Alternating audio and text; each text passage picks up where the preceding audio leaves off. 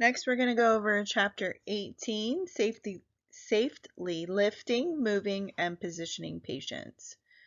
We will describe the anatomy and function of the musculoskeletal system, explain the importance of proper body mechanics, alignment, and position change for both patient and nurse, discuss the principles of safe body movement and positioning, giving an appropriate example for each principle, identify ways to maintain the patient's correct body alignment in bed or in a chair.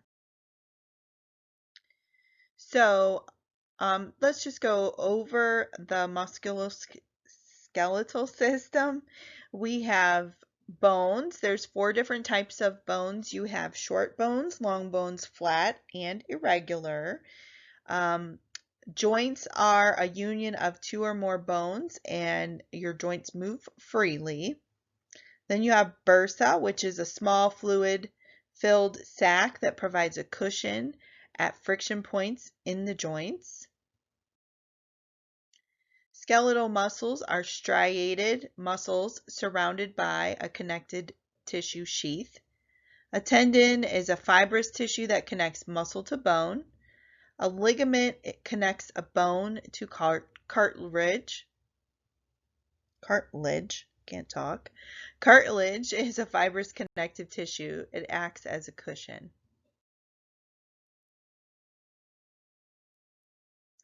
Bones provide scaffolding to support the body, give shape to the body, and support the internal organs and skin. Provide places for ligaments and tendons to attach to facilitate movement, and joints allow movement and flexibility of the skeleton. Muscles can stretch, can be stimulated to contract electrically or extend elastically. They provide movement, stabilize joints, produce heat, and maintain posture.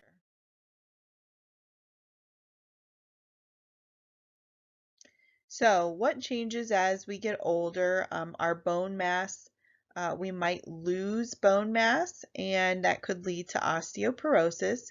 Osteoporosis is more severe in women than men. There is a loss of bone density, and it predisposes our elderly population to bone fractures.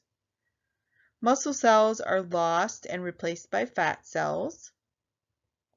And elasticity of muscle fibers is decreased, which limits our flexibility. Joint motion may decrease, limiting motion and mobility as well. Bone disorders are common in elderly people. Bone growth and strength depend on minerals, vitamin D, and blood supply to the bone.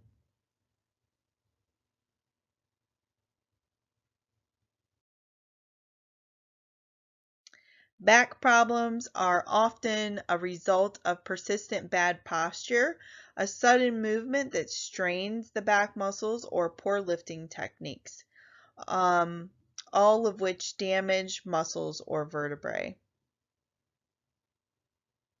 Core exercises can help keep your back healthy and strong. Core exercises train the muscles in your abdomen, pelvis, lower back, and hips to work together, leading to improved balance and stability.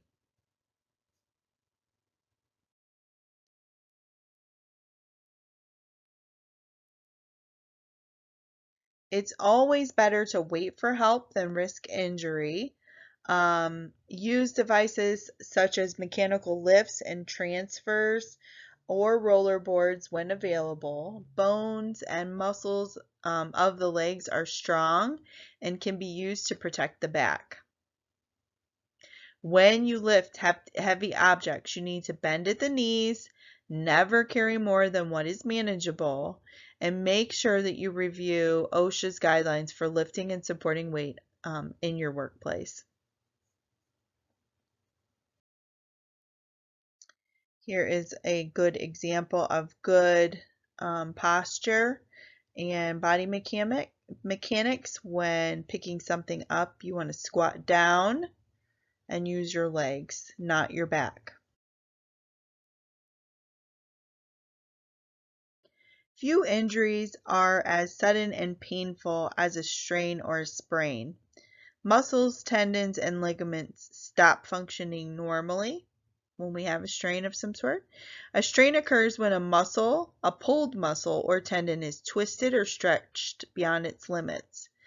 A sprain happens when a joint is forced beyond its normal range of motion. Ligaments may be overstretched or pulled.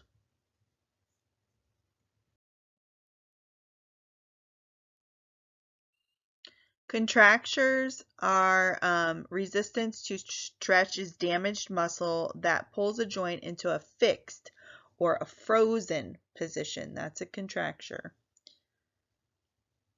Contractures can be avoided by correct body positioning. Shearing force is an applied force that causes a downward or forward pressure on the tissues beneath the skin. Shearing forces occur when a patient slides down in a chair. Bedcloths are pulled from beneath the patient, or the patient is slid up to the head of the bed without lifting the body.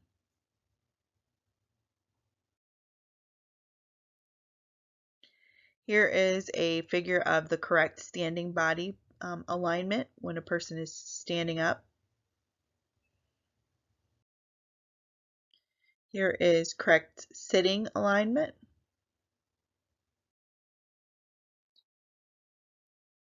Bed sores or decubitus ulcers are localized areas of necrosis of the skin and subcutaneous tissue produced by pressure. Decubitus ulcers are also known as bed sores. They occur most often between a bony prominence and external surface. Can be caused by shearing force, like when a patient slides down in a chair.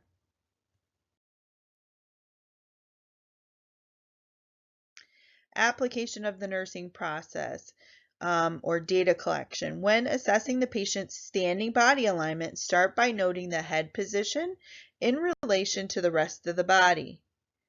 When assessing the sitting patient, observe for symmetry. When assessing the lying patient, assess carefully for alignment and correct position. Assess a patient's ability to ambulate or walk and to change position independently. When we're observing the patient walking, that's called the patient's gait. What questions should we ask when we're during the assessment of a standing position? Is the head centered and erect? Are the shoulders and the hips parallel? Are the knees and the ankles slightly flexed and parallel to the hips and the shoulders? Do the arms hang comfortably at the patient's side? Are the feet slightly apart to provide a good base? Do you know what symmetry is? Symmetry is when the patient is equal on both sides. So they're equal in size, form, arrangement of parts on the opposite sides of a plane, like a mirrored image. So the right side is symmetrical with the left side.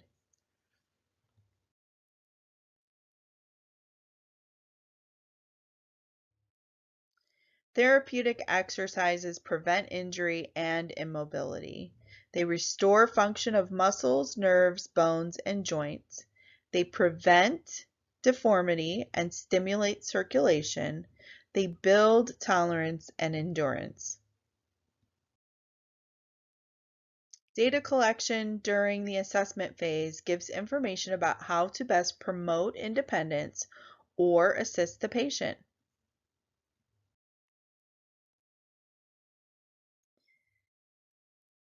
So what goals do we expect from our planning phase? The patient will experience no musculoskeletal injury. Former level of mobility will be retained within 6 months. Skin integrity will remain intact while the patient is on bed rest. Patient will not experience injury while ambulating. Patient should have full range of motion exercise actively or passive performed several times a day. What is the difference between active range of motion or passive range of motion? Passive range of motion, we will do the exercise for the patient because the patient cannot do it. Active range of motion is when they complete it themselves. Question number 1. When moving a patient, it is important to use proper body mechanics. Which of the following is not a proper body mechanic? Number 1, using your leg muscles. Number 2, keeping your feet together to provide stability for movement. Number 3, using smooth, coordinated movements instead of jerking or sudden movements. Or number 4, keeping loads as well as your elbows close to the body. The answer is number 2. When moving a patient, you should keep your feet about shoulder width apart. This provides a wide base of support and provides stability for movement. Other proper body mechanics include using leg muscles, using smooth, coordinated movements, and keeping loads and your elbows close to the body to allow work to stay at the center of gravity. Question number 2. Leanne is teaching her patient's husband how to lift his wife safely. Which of the following is true regarding lifting the elderly? Number 1. As the body ages, there is no change in posture. Number 2. There is usually an increase in muscle mass as we age. Number 3. Whatever items that could be lifted in your in your youth should be lifted in later years. Or number 4. Joint motion may decrease, limiting mobility. Answer is number 4. As we age, joint motion may decrease, limiting mobility. Our posture does change, and there is a decrease in muscle mass. Items that could be lifted safely during one's youth often cannot be lifted safely in later years. Second part of Chapter 18, Lifting, Moving, and Positioning Patients. We're going to describe the proper method for transferring a patient between wheelchair and bed. Correctly position a patient in the following positions: supine, prone, Fowler, and Sims. Assist patients to sit up in the bed. Demonstrate complete passive range of motion. Exercises for a patient. Correctly transfer a patient from a wheelchair to a bed. Transfer a patient from a bed to a stretcher. Demonstrate the correct techniques for ambulating a patient and for breaking a fall while ambulating.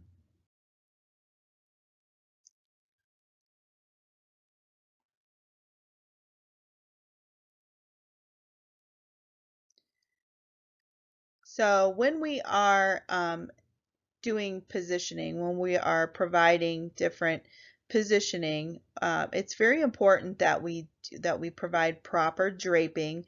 We always want to maintain the patient's integrity. Positioning does provide comfort. We have 4 objectives when we're talking about positioning. Provide comfort, relieve pressure on bony prominences and other parts, decreasing the patient's risk for developing bed sores. Positioning prevents contractures, deformities, and respiratory problems, and positioning improves circulation. So we have different positions.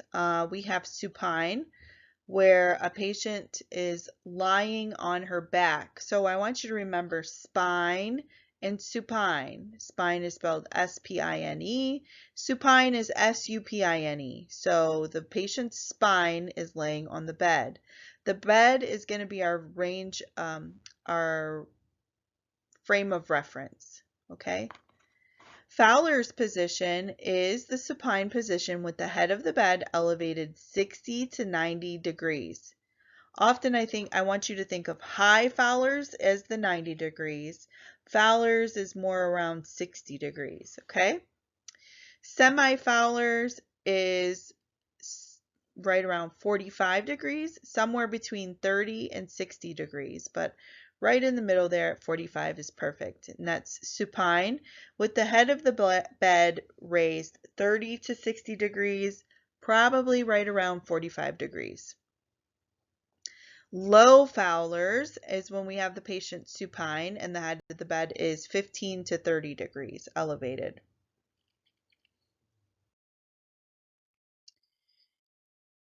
Here is semi-Fowler's right around 45-degree angle, and Fowler's, which to me that looks to be about 60 degrees.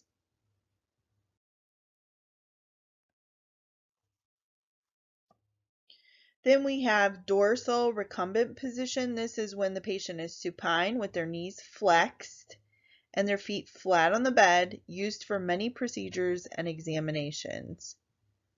You have the dorsal lithotomy position, where the feet are in the stirrups and the legs are spread farther apart. We use this in OB mostly when a woman has to have a pelvic exam.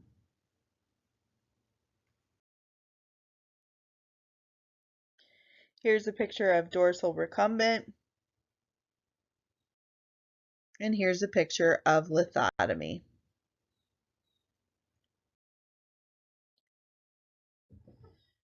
Common positions and variations, we have side lying lateral. A patient is lying on her side. It alleviates pressure on bony prominences of her back.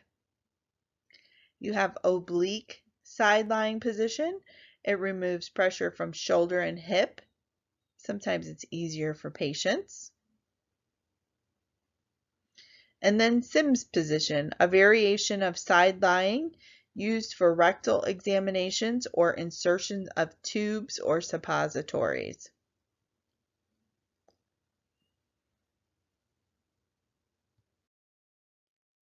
So here's some examples of side lying positioning. These are not the Sims position though. This is your Sims position. It's kind of on the belly more than on the side, although it is considered a side lying position. Then we can talk about prone, and remember, prone is face down. It's often used for patients with spinal cord injuries. It's not generally well tolerated. Knee chest position. So the face is down with chest, knees, and elbows resting on the bed, and it can be used for rectal examinations. Here is a picture of the prone position. Here is the knee chest position. A lot of babies sleep like that, the knee chest position.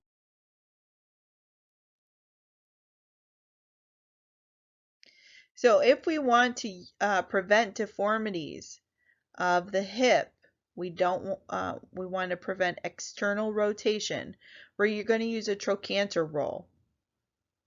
We'll use a footboard when a patient is in the dorsal position to prevent foot drop.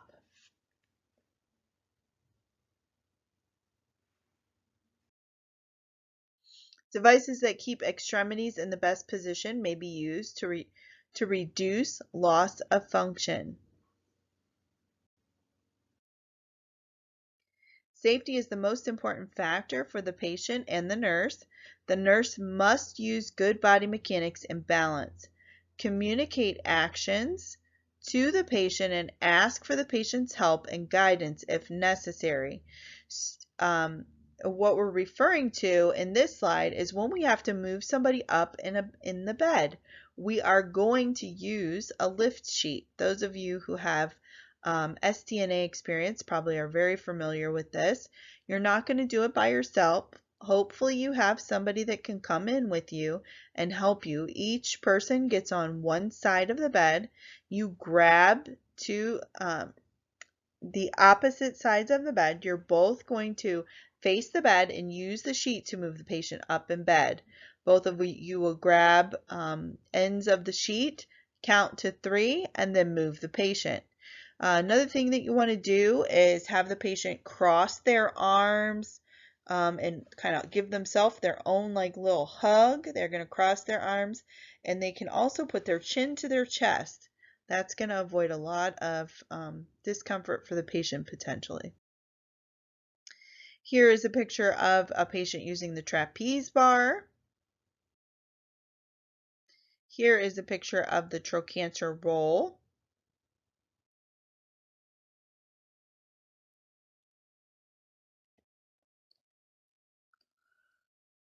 Let's talk about log rolling. When we need to log roll a patient with a lift sheet, when we have to use a lift sheet, the nurse and preferably 2 nursing assistants stand on the opposite side of the locked flat bed at waist level. Leave a pillow under the patient's head and lower the side rails.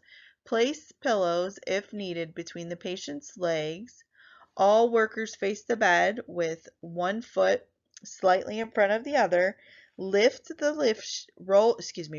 lift sheet close to the patient's body, and on the count of 3, lift the patient to one side of the bed. Keep the patient's body in straight alignment by lifting the patient to one side of the bed first. The patient should be centered in the bed after being log rolled. Position the tallest nurse on the far side of the bed at the middle portion of the patient. The other 2 nurses are positioned, one at the shoulders and neck and one at the legs and feet of the patient, so that they can control the movement of these parts. The nurse on the far side of the bed grasps the lift sheet. Again, hold the sheet as close to the patient's body as possible, and on the count of 3, roll the patient in one smooth, coordinated, even motion with the body in straight alignment. Rearrange the pillow under the patient's head and place any other positioning devices before lowering the bed and putting the call bell within the patient's reach. We do that log rolling technique when we want to, if the patient is in the bed and they have to stay in the bed to change the bed. Here is a picture of log rolling.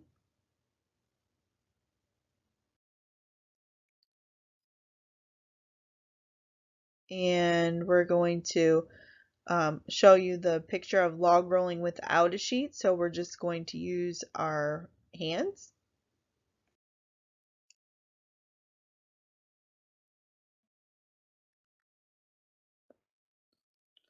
Patients may transfer independently or require different levels of assistance. Always dangle a patient at bedside before transferring to a wheelchair to observe for nausea or dizziness.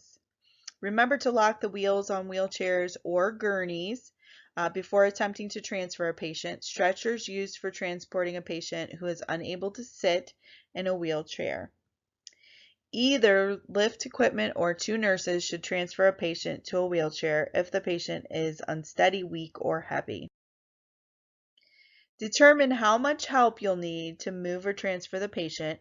Get help whenever possible. Make sure wheels on the bed, wheelchairs, and gurneys are locked. Use transfer devices when possible and dangle the patient before ambulating. Use a gait belt when ambulating patients as well.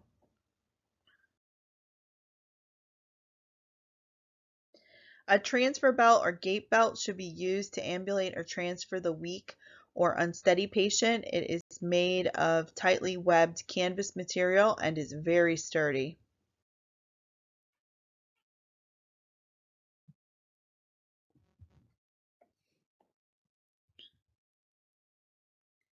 Dr. Tingle is now requesting you place his patient in the prone position. Which position best describes the prone position? Number 1, place the patient on her back. Number 2, place the patient on her back with knees bent. Number 3, place the patient on her abdomen. Number 4, place the patient on her abdomen with knees tucked in and elbows at 90-degree angle on the bed.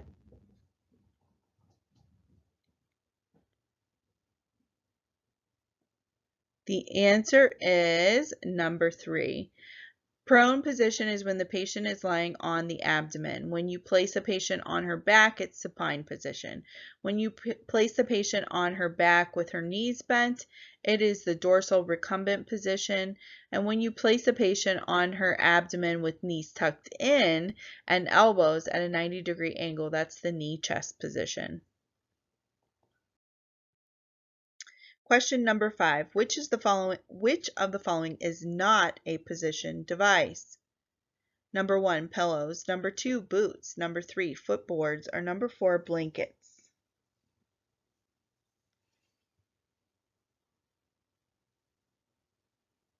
The answer is number 4, blankets. Blankets are not position devices. Pillows are used to position or elevate body parts. Boots and footboards help maintain dorsal flexion of the feet.